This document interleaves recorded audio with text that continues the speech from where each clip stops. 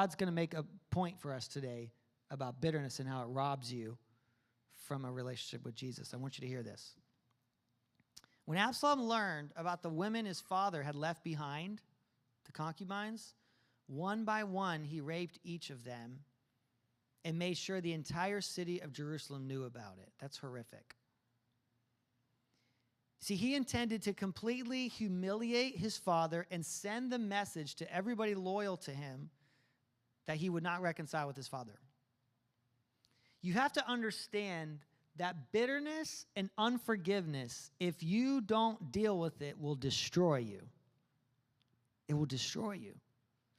How many guys would say Absolom was destroyed by his own rage and bitterness? Unforgiveness in your life doesn't hurt that person you refuse to give. It poisons you. I want you to hear this. Absolom could have had a vibrant relationship with his father David, just like his father did. How many of you guys would agree with that? He could have.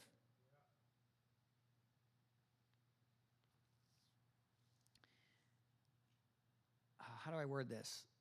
You have to be careful with your sense of justice. We all want justice. How many would say we want justice? But you have to be careful not to have your view of justice so right and so high that you say, I'm going to take matters into my own hands. In fact, almost any time you try to control other human beings, you've stepped out of your lane. That's God's lane. God says vengeance is what? Vengeance is mine. And so we step into this really dark place when if you ever get fixated on somebody getting what they deserve. By the way, you'll be less like that if you realize you did not get what you deserved. How many of us are so thankful that Jesus did not give you what you deserved and forgave you? Right? And here's the thing about someone seething at the teeth in unforgiveness and bitterness, everybody sees it but them. So we have to really ask God to search our hearts, because maybe that's you today. Maybe all week long you've been grinding your teeth angry at someone. Okay? All month long it's stealing your joy. And maybe this part of the message is God is getting your attention to say, hey, why don't you give me that?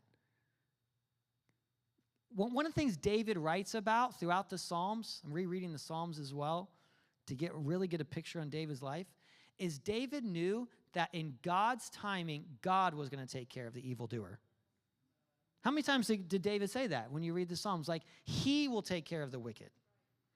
It's not your job.